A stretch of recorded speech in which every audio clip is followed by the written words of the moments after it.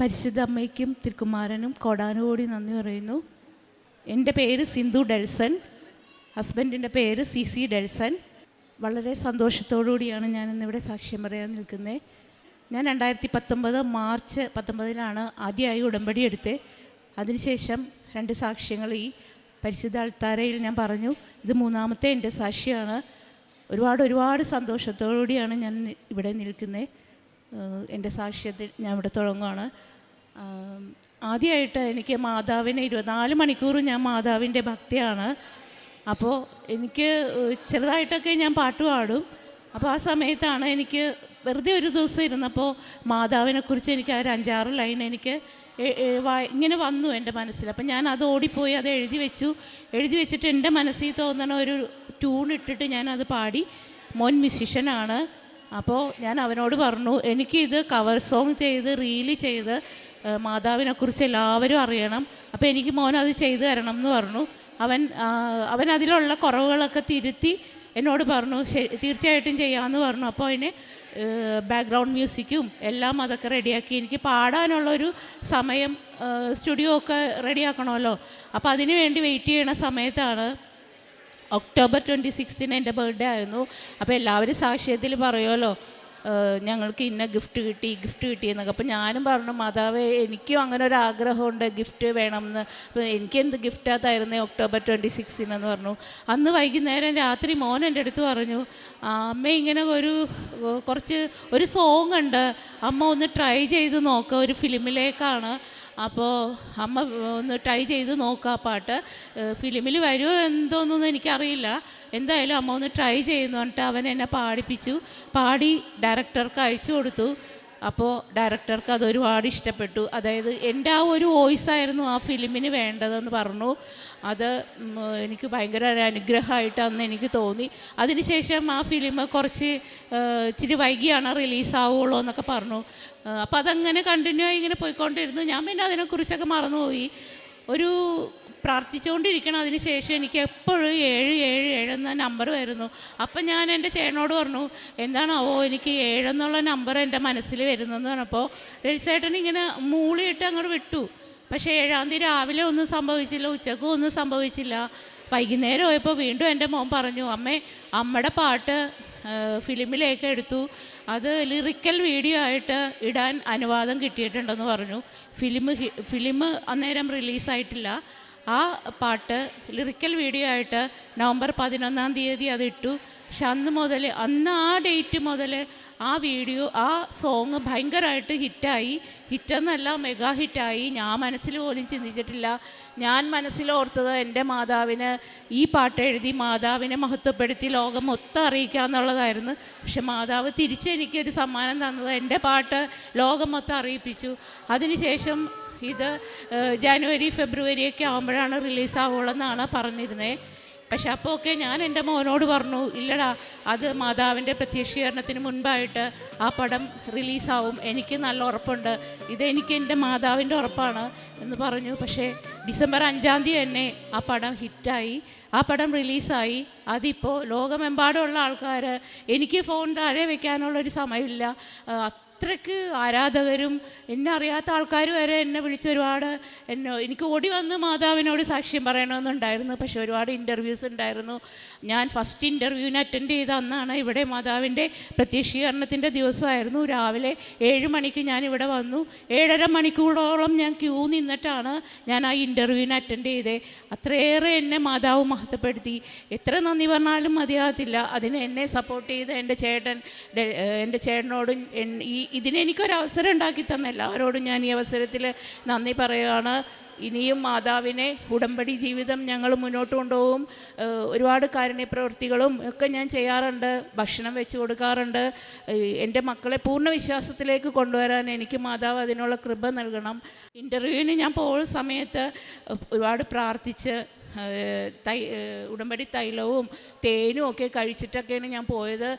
ഉടമ്പടി ഉപ്പ് എൻ്റെ കയ്യിൽ, മാതാവിൻ്റെ കാശ് രൂപമൊക്കെ കയ്യിൽ പിടിച്ച് ആദ്യമായിട്ടാണ്. ഞാൻ സ്റ്റേജിലൊന്നും പെർഫോം ചെയ്തിട്ടില്ല, എങ്ങും പോയി പാടിയിട്ടില്ല. ഞാൻ പാടുന്ന പാട്ടൊക്കെ എൻ്റെ വീട്ടിലിരുന്ന മാതാവിൻ്റെ ക്രിസ്തീയ ഭക്തിഗാനങ്ങളൊക്കെ പാടുന്ന ഒരാളാണ്. പക്ഷേ എന്നെ വാനോളം ഉയർത്തിയതുപോലെയാണ് സിന്ധു ഡെൽസൺ. ഇപ്പോൾ ഒന്നടിച്ചു കൊടുക്കുമ്പോൾ, എവിടെ ഒന്നടിച്ചു കൊടുത്താലും എല്ലാ മീഡിയാസിലും എൻ്റെ പേരും പാട്ടുകളൊക്കെ വരുമ്പോൾ എനിക്കൊരുപാട് സന്തോഷമുണ്ട്.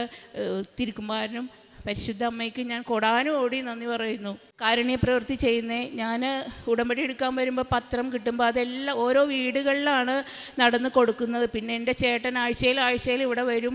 ഈ 2 ദിവസം മുമ്പ് വന്ന് 3-4 കെട്ടുകൾ പത്രം മേടിച്ചിട്ട് വന്ന് ഒരു ദിവസം പോലും വീട്ടിൽ വയ്ക്കാതെ പിറ്റേ ദിവസം തന്നെ നടന്ന് സൈക്കിളിൽ പോയി എല്ലാ വീടുകളിലും ഓരോ വീടുകളിലും ഓരോ പറഞ്ഞിട്ടാണ് ഞങ്ങൾ കൊടുക്കുന്നത്. ഞങ്ങൾക്ക് കിട്ടിയ അനുഗ്രഹങ്ങൾ പറഞ്ഞിട്ടാണ് കൊടുക്കുന്നത്. പിന്നെ മെഡിക്കൽ കോളേജ്, വണ്ടാനം മെഡിക്കൽ കോളേജിൽ ഭക്ഷണം ഞാൻ തന്നെ ഉണ്ടാക്കിയിട്ട്, ഞങ്ങളവിടെ ഒരാളുണ്ട് അവിടെ, അപ്പോൾ അവിടെ കൊണ്ടുപോയിട്ട് മാനസിക രോഗികൾക്ക്, അതായത് അവർക്ക് ഉച്ചയ്ക്ക് ഭക്ഷണം മേടിക്കാൻ പോകാൻ ഈ രോഗികളെ ഇരുത്തിക്കൊണ്ട് പോകാനൊക്കെ ഭയങ്കര ബുദ്ധിമുട്ടാണല്ലോ. അപ്പോൾ അതുകൊണ്ട് ഞങ്ങൾ അവരുടെ അടുത്ത് കൊണ്ടുപോയി ആ ഭക്ഷണപ്പൊതി കൊടുക്കുമ്പോൾ അവരുടെ കയ്യിൽ നിന്ന് കിട്ടുന്ന ആ സന്തോഷം അത് വേറെ തന്നെയാണ്. അങ്ങനെ 2 ആഴ്ചയൊക്കെ ഇരിക്കുമ്പോൾ 10-20 പൊതി ഭക്ഷണങ്ങൾ ഉണ്ടാക്കി ഞങ്ങൾ കൊണ്ടുപോയി കൊടുക്കാറുണ്ട്. പിന്നെ മീഡിയാസിൽ ചിലപ്പോൾ ഒക്കെ ഇങ്ങനെ കിഡ്നി പേഷ്യൻ്റ് അങ്ങനെയൊക്കെ വരുമ്പോൾ എന്നെക്കൊണ്ട് കഴിയണ രീതിയിൽ ഞാൻ അതിലൂടെയും കൊടുക്കാറുണ്ട്. പിന്നെ എൻ്റെ വായ കൊണ്ട്, അതായത് ഒരാളോട് എനിക്ക് നേരത്തെ ഞാൻ സാക്ഷ്യം പറഞ്ഞിരുന്നതാണ്, അതെങ്കിലും ഞാൻ പറയുകയാണ്. എൻ്റെ ഈ ഒരു ബിസിനസ്സൊക്കെ ആയിരുന്നു ഞങ്ങൾക്ക്. അപ്പോൾ അതൊക്കെ ഫ്ലോപ്പായ സമയത്ത് ഞാൻ ഇവിടെ വന്ന് ഉടമ്പടി എടുക്കുക. എൻ്റെ ഒരു കൂട്ടുകാരി വഴിയാണ് ഞാൻ ഇവിടെ ഉടമ്പടി ആദ്യം എടുത്തത്. അപ്പോൾ എൻ്റെ ഒരു ആ ജീവിത രീതി അറിയാവുന്ന ആൾക്കാർ ഇവരെങ്ങനെ എത്തിയെന്ന് അറിയുമ്പോൾ ഒക്കെ ഞാൻ മാതാവിനെ കൂടുതൽ മഹത്വപ്പെടുത്താൻ, ഞാൻ വായിൽ എന്താ വരുന്നതെന്ന് എനിക്കറിയത്തില്ല, അതുപോലെ ഞാൻ സ്നേഹത്തോടുകൂടി മാതാവിനെ എല്ലാവരോടും ഞാൻ പറയാറുണ്ട്. ഒരുപാട് പേര് എൻ്റെ ഇത് കണ്ടിട്ട് ഇവിടെ വന്നിട്ടുണ്ട്, ഉടമ്പടി എടുത്തിട്ടുണ്ട്.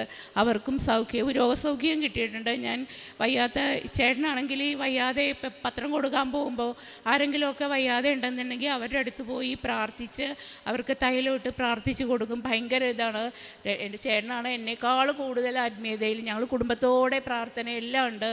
അപ്പോൾ ഒരുപാട് ഇനിയും ഉടമ്പടിയിൽ ജീവിക്കാനും ഉടമ്പടിയോടെ ഞങ്ങൾക്ക് മുന്നോട്ട് കൊണ്ടുപോകാനും ഞങ്ങളെ കൂടുതൽ ആത്മീയതയിൽ വളർത്തുവാനും സഹായിക്കണമെന്ന് ഞാൻ മാതാവിനോടും പരിശുദ്ധ യേശുപ്പച്ചനോടും 1000 നന്ദി.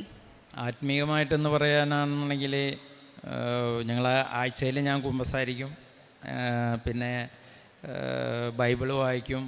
മറ്റുള്ള പത്രം കൊടുക്കുക എന്ന് പറഞ്ഞു കഴിഞ്ഞാൽ എനിക്കൊരു മടിയില്ല. എനിക്ക് തോന്നുന്നു ഒരു 100 കെട്ട് പത്രം ഞാൻ കൊടുത്തിട്ടുണ്ടാവുമെന്ന് എനിക്ക് തോന്നുന്നത്. ഞാനിപ്പോൾ 7ാമത്തെ ഉടമ്പടിയാണ് പുതുക്കിയത്. അതിൻ്റെ ഉള്ളിൽ അത്രയും പത്രം ഞാൻ കൊടുത്തിട്ടുണ്ട്. പിന്നെ രോഗികളായിരുന്നു.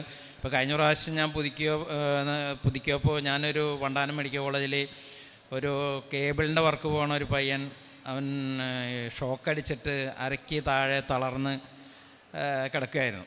അപ്പോൾ ആ മകൻ്റെ ആണ് ഞാൻ കഴിഞ്ഞ പ്രാവശ്യം നിയോഗം വെച്ചത്. അപ്പോൾ ആ മകന് വേണ്ടി നിങ്ങളെല്ലാവരും പ്രാർത്ഥിക്കണം. അതുപോലെ ഒരു രോഗികളെ കാണാൻ പോകുമ്പോഴും ഒരു വീട്ടിലെ ഒരു മോൻ സ്ട്രോക്ക് വന്ന് തളർന്ന് ഒരു ഇടത്തെ കൈയും കാലും തളർന്നിരിക്കുകയാണ്. ആ മകനും നമ്മൾ അങ്ങനെ ആ മകനും വേണ്ടി നിങ്ങൾ പ്രാർത്ഥിക്കണം. അതൊക്കെ നമ്മൾ നിയോഗത്തിൽ വെച്ചിട്ടുള്ളതാണ്. പിന്നെ മറ്റുള്ള കാരുണ്യപ്രവർത്തികളാണെന്ന് പറഞ്ഞാൽ ഹോസ്പിറ്റലിൽ പോയി ഭക്ഷണം കൊടുക്കാനും അങ്ങനെ എല്ലാ കാര്യത്തിലും ആത്മീയമായിട്ടും ഒക്കെ ഞങ്ങൾ തന്നെ ഇത്രയും അനുഗ്രഹം തന്ന ഞങ്ങൾക്ക്, ഇത്രയും അനുഗ്രഹം തന്ന അമ്മയ്ക്കും തിരുകുമാരനും 1000 നന്ദി പറയുന്നു. കർത്താവ് നിന്നെ നിരന്തരം നയിക്കും. മരുഭൂമിയിൽ നിനക്ക് സമൃദ്ധി നൽകും. നിന്റെ അസ്ഥികളെ ബലപ്പെടുത്തും. നനച്ചു വളർത്തിയ പൂന്തോട്ടവും വറ്റാത്ത നീരുറവയും പോലെയാകും നീ. യെശയ്യാ പ്രവാചകൻ്റെ പുസ്തകത്തിൽ 58-ാം അധ്യായം 11-ാം തിരുവചനമാണ് നാം കേട്ടത്. സിന്ധു എന്ന മകളുടെയും കുടുംബത്തിൻ്റെയും പ്രത്യക്ഷീകരണ ഉടമ്പടി ജീവിതത്തിൻ്റെ ഒരു വലിയൊരു ദൈവാനുഭവമാണ്, സാക്ഷ്യമാണ് നാം ഇപ്പോൾ കേട്ടത്. ദൈവം നമ്മെ നിരന്തരം നയിക്കുന്ന വഴികളും ശരിയായ പാത കാണിച്ചു തരുന്നതുമാണ് ഉടമ്പടി ജീവിതത്തിൽ നയിക്കുന്ന മക്കളുടെ ജീവിതത്തിൽ നമുക്ക് കാണുവാൻ സാധിക്കുന്നത്. ദൈവത്തിൻ്റെ കരുതലുകളും ഈ മകൾ പറഞ്ഞതുപോലെ ആദ്യം പരിശുദ്ധ അമ്മയെ മഹത്വപ്പെടുത്തുവാനായിട്ടും ഈശോയെ സാക്ഷ്യപ്പെടുത്തുവാനുമായിട്ടാണ് ഈ മകൾ ആദ്യം പാട്ട് എഴുതിയത്. പരിശുദ്ധ അമ്മയുടെ ഒരു നല്ല പാട്ടാണ് കൃപാമതിയെ കൃപാമതിയെ എന്നുള്ളൊരു പാട്ട്. മകൻ പറഞ്ഞു അമ്മയോട് കുറച്ചും കൂടെ ശരിയാകാനുണ്ട്. പിന്നീടാണ് മകൻ വേറൊരു കാര്യവുമായി വന്നത്, ഒരു പുതിയൊരു പാട്ട്, ഒരു മൂവിയിലേക്ക്. ആ പാട്ടിൻ്റെ ലിറിക്സ് വീഡിയോ 7th നവംബറിലാണ് റിലീസായത്. 7ാമത്തെ തീയതി കാണിച്ചാണ് എപ്പോഴും ഈ മകളുടെ കാര്യത്തിൽ പല പ്രാവശ്യവും അമ്മയുടെ ഇടപെടലുകൾ ഈ മകൾക്ക് മനസ്സിലായത്. ഡേറ്റ് ഇട്ട് പ്രാർത്ഥിക്കുന്ന സമയചുരുക്കത്തിൻ്റെ അമ്മ ഇവിടെയും ഈ മകൾക്ക് 7 എന്ന ഡേറ്റിലൂടെ പല കാര്യങ്ങളും നടത്തിക്കൊടുത്തു. ഒക്ടോബർ 26-ാം തീയതി ജന്മദിനത്തിന് പോലും അമ്മയോട് ഒരു ഗിഫ്റ്റ് ചോദിച്ചിരുന്നു. ആ ഗിഫ്റ്റും അമ്മ കൊടുക്കാൻ മറന്നില്ല. ഫസ്റ്റ് ഇൻ്റർവ്യൂ ഡിസംബർ 7-ാം തീയതി ആയിരുന്നു. ആ മകൾ പറഞ്ഞ പോലെ 7.5 മണിക്കൂർ ഇവിടെ നിന്ന് പരിശുദ്ധ അമ്മയുടെ സന്നിധിയിൽ പരിശുദ്ധ അമ്മയുടെ അടുക്കിലേക്ക് ഒരു നോക്ക് കാണാൻ, ഒന്ന് തൊടുവാൻ 7.5 മണിക്കൂർ ലൈനിൽ നിന്ന് ഈ മകൾ 2:30 ആയപ്പോഴാണ് പരിശുദ്ധ അമ്മ പ്രത്യക്ഷപ്പെട്ട ആ സമയത്ത് ഈ മകൾ പരിശുദ്ധ അമ്മയുടെ അരികിലെത്തിയത്. അന്നത്തെ ദിവസം 2 മണിക്കാണ് ഇൻ്റർവ്യൂ ആയിരുന്നത്. ആ ദിവസത്തെ ഇൻ്റർവ്യൂ മാറ്റിവെച്ച് 4 മണിക്കത്തേക്കാക്കി. സമയചുരുക്കത്തിൻ്റെ അമ്മ നമ്മുടെ ഓരോ കാര്യത്തിലും ശ്രദ്ധാലുവാണ്. നമ്മുടെ ഓരോ സമയവും പരിശുദ്ധ അമ്മയ്ക്കറിയാം നമ്മൾ എന്ത് ചെയ്യുന്നു, മക്കൾ എവിടെയാണ്, മക്കൾക്ക് എന്താണ് കാര്യം, അതെല്ലാം ഈശോയോട് പറഞ്ഞ് ആ കാര്യങ്ങളെല്ലാം നടത്തി കൊടുക്കുന്നു. പ്രത്യക്ഷീകരണത്തിൻ്റെ ആ ദിവസം നടന്ന ഫസ്റ്റ് ഇൻ്റർവ്യൂവിൽ ഈ മകളുടെ സെലക്ഷനായി. ഇപ്പോൾ ആ മൂവി ഇപ്പോൾ ഹിറ്റായി നടന്നുകൊണ്ടിരിക്കുകയാണ്. ഈശോയും പരിശുദ്ധ അമ്മയും നമ്മളുടെ ഓരോ കാര്യത്തിലും ഓരോ നിമിഷവും നമ്മുടെ കൂടെയുള്ള ഒരു ദൈവമാണ്. നമുക്കും നമ്മുടെ ഓരോ കാര്യങ്ങളും അവരുടെ കരങ്ങളിൽ സമർപ്പിച്ച് നമുക്കും പ്രാർത്ഥിക്കാം. ഉടമ്പടി ജീവിതം ഭക്തിയോടെ, വിശ്വാസത്തോടെ, വിശ്വസ്തയോടെ നമുക്ക് നയിക്കാം. സിന്ധുവിനും കുടുംബത്തിനും ലഭിച്ച എല്ലാ ദൈവാനുഗ്രഹത്തിനും കൃപകൾക്കും നമ്മൾക്കും കരങ്ങളടിച്ച് ദൈവത്തെ മഹത്വപ്പെടുത്താം. യേശുവേ നന്ദി, യേശുവേ സ്തുതി. അത്യപൂർവ ദൈവാനുഭവങ്ങൾ ഇനി നിങ്ങൾക്കും സ്വന്തം. ഈ യൂട്യൂബ് ചാനൽ ഇതുവരെ സബ്സ്ക്രൈബ് ചെയ്തിട്ടില്ലെങ്കിൽ ഇപ്പോൾ തന്നെ സബ്സ്ക്രൈബ് ചെയ്യുക. ഈ വീഡിയോ ഇപ്പോൾ തന്നെ നിങ്ങളുടെ സുഹൃത്തുക്കൾക്ക് ഷെയർ ചെയ്തുകൊണ്ട് കർത്താവിൻ്റെ പ്രേക്ഷിതരാകുക.